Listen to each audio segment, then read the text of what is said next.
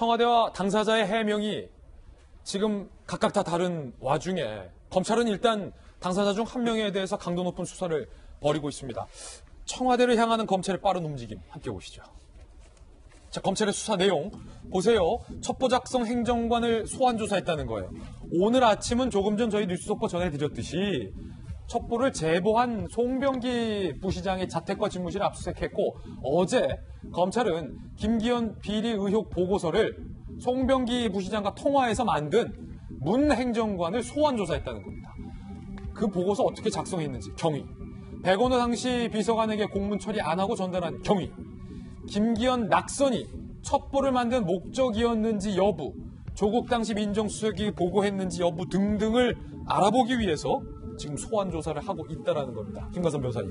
아까 이제 제가 이제 송병기 부시장이 굉장히 중요하다고 했는데 그와 못지않게 중요한 사람이 바로 저 첩보 보고서를 만든 문 행정관이라고 볼 수 있어요. 그런데 방금 우리가 SNS를 제보를 받았는지 전화를 받았는지 이 부분을 한번 제가 얘기를 한번 하자면 일단 만약에 이제 청와대 말대로 SNS로 제보를 받았다고 해봐요. 근데 공공기관이 SNS를 제보를 받습니까? 근데 SNS로 제보를 받은 걸 보니까 이건 선출직 지방자치단체장에 대한 비리예요. 그러면 이건 우리의 직무 범위가 아니다.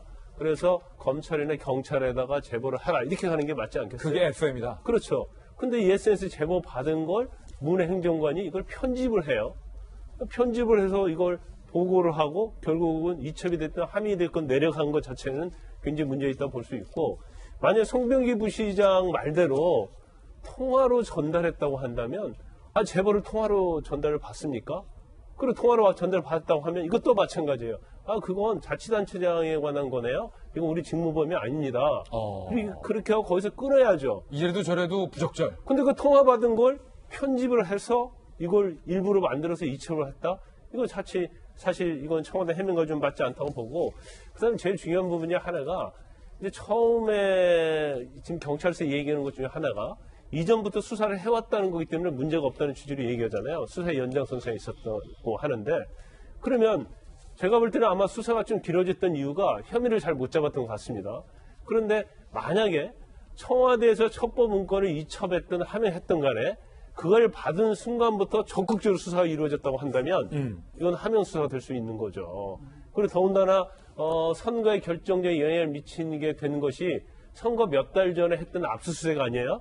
근데 압수수색을 하게 된 진술자의 근거가 바로 제보를 했던 사람의 어떤 진술. 그것이 압수수색 영장 발부하는데 만약에 결정적인 영향을 미쳤다고 한다면 징치고 북치고 다 한 거예요. 장구치고 꽹가리치고 다 한 거다. 그렇죠. 그렇기 때문에 송병기 부시장이 자기는 그랬잖아요. 나는 떠도는 소문을 전달했을 뿐이다 이렇게 얘기했단 말이에요. 그것과도 지금 본인의 행동과도 좀 다르다. 그렇죠. 근데 떠도는 소문을 들은 사람이 어떻게 경찰 가서 그 비리에 대해서 자세히 얘기하고 또 압수수색 영장을 발부하는데 결정에 영향을 미칠 수가 없다는 거죠. 그래서 이런 부분에 있어서 오늘 이제 송병기 전 부시장에 대한 자택과 그 다음에 사무실에 대한 압수수색이 굉장히 중요하고 그 다음에 이제 아마 그 편집했던 문 행정관 이제 그 부분에 대해서도 근데 본인은 SNS 제보를 받았다고 하잖아요.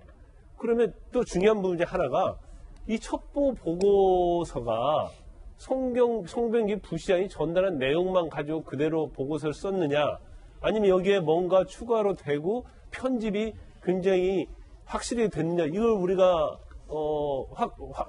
비교하려고 하면 SNS 제보받은 내용하고 그 공개하면 된다는 거예요? 그거하고 첩보 보고 문서하고 딱 맞춰보면 이걸 그럼 되겠네. 가공을 한 것이냐 그러면 청와대가 하지 않는 것이라 알 수 있어요. SNS로 받았다는 첩보 내용도 공개하고 첩보 보고서 원문도 공개해라. 가공됐는지 안 했는지.